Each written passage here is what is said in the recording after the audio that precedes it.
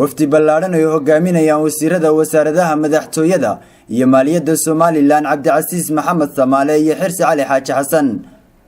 ayaa kormeer ballaaran ku tagay deegaanka Inaaf Madoobe ay ka socoto dhismaha wadada isku xidha Ceerigaabo iyo Burco.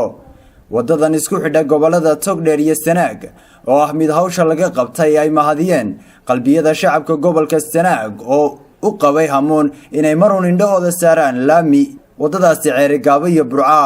ayaa waxa geesta kale kormeerkan wasiiradu ay la kulmeen ilaa in ka badan 65 tan oo daamurka lagu sii wadayo dhismaha wadadan oo halkaasi la geeyay taasi oo qaabili doonta ama dhameystiri doonta kala badh dhismaha wadada. madaxtooyada Somaliland Xirsi Cali Xaaji Xasan oo ka hadlaya dhismaha wadadan iyo muhiimadda ay u leedahay qarankan Somaliland ayaa waxa uu yiri aad baan runtii ugu faraxsanahay sidii maarayo sheegay si laxaad leh ayaan ugu faraxsanahay meesha la yiraahdo daamurkii oo soo gaaray shaqadii oo socota oo qaybtii kale daamurka la dhigayo tii ciid la dhigayo oo la dhigayo sidaan maalintii hore sheegnay waxa weeye ilaa 100 kilomitir baa wax daamurka la dhigayo iyo wax ciid la dhigayo socda oo waxna mobilizationkiisa iyo diyaar garowgiisa socda ilaa ku dalgalkeeda aan sameynay marka waxaan rajeynayaa insha Allah taala wadadaas inay socotay oo hawsheeda insha Allah taala dhameystirmi doonto dadkii ka shakisanaa ee qalbigooda wax warwarku ku jiray ama maradku ku jiray qaarkood yani sida xun u fakarayay waxa weeyaan waxaan leenahay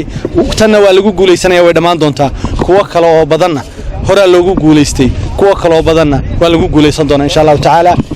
guul bay inoo tahay. dhinaca kale wasiirka madaxtooyada Somaliland waxa uu si gaar ah fariin ugu diray kooxo uu sheegay inay ka xun yihiin waxqabadka dawladda. halkan waa daamurkii meesha lagu karinayay daamurkana ragna maalin oo dhan karinaya oo kala shiilaya oo waxa wada aragtay ku sameynaya rag jeebabka gacmaha kula jiraana maalin oo dhan dawladdu halka ka caaya ka dacayadeynaya wala war dadka waxa dunidu taqaanayo macruuf maqaalada caanka tiraahda ninka gacmaha jeebabka kula jira salaanka ma kori karo noloshu waa salaan la fananayo nin gacmaha jeebka kula jiraana nalama tartami karo salaanka nagula tartami kari maayo umada waxa loo qabto waxa loo qabanayana cidi wax ku darsanaysa isbarbar. wasiirka wasaaradda maaliyadda Somaliland Cabdicasiis Maxamed Samaale ayaa isaguna tilmaamay ahmiyadda iyo muhiimadda ballaaran ee qarankan ugu fadhido dhismaha wadadani. waxaanu si gaar ah u amaanaynaa runtii hay'adda wadooyinka iyo wasaaradda madaxtooyada oo hawsha iyagu lane ministerkoodii ah iyagu qabtay iyagu fuliyay iyagu hawsha wada aad iyo aad baan ugu amaanaynaa annagana farxad aad u weyn ayay noo tahay. bal muxuu sheegay qofkii iska hadli jiray qofka iska hadla ee wanaaga iyo khayrka inuu qariyo doonaya muxuu sheegay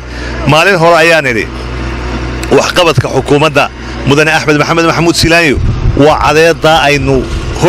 hoosteeda taaganahay oo qofka qariis yiraahday gacanta iyo baabacada u dhiga aanu qaran kareego way runtu siday tahay waa waxqabad maanta muuqda oo cid qaran karta aanay jirin. kor wasiirada waxa warbixin halkaasi wafdiga ku siiyay maareeyaha hay'adda wadooyinka Somaliland Xasan Cali Ismaan daamurkii aan ugu talagalay in wadadaasi Ceerigaabo u daboolo waxa halka maanta gadaasheena taagan daamur gaadhaya 60 container gaadhaya 10890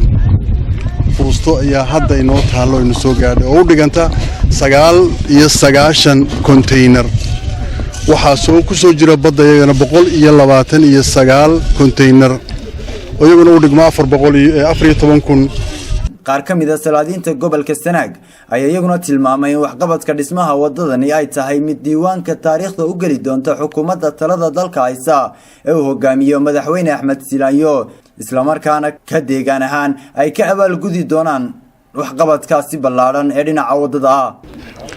maanta halkan baabuurta taala iyo shaqada ka socota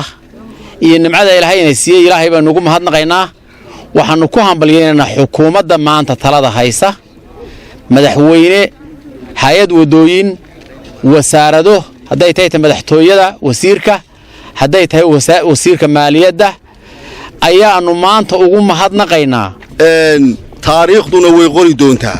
waxa maxay hayto halka ka socda ee Ilaahay waafajiye xukuumadda imika jirta annagu haddaanu dhaqanka nahay xukuumaddaanu taageersanahay waa la shaqaynaynaa caalamka horu maray marka ay xukuumadda markaa jirta wax qabato waa ugu celisaa wax lala yaabo maaha hadeera waa loogu celinayaa ninkii ka xumaanayo adaa yaqaan. dhismaha jidkan ballaaran ee wadada Ceerigaabo iyo Burco ayaa waxa uu yahay mid ay kaga dhabaysay xukuumadda madaxweyne Siilaanyo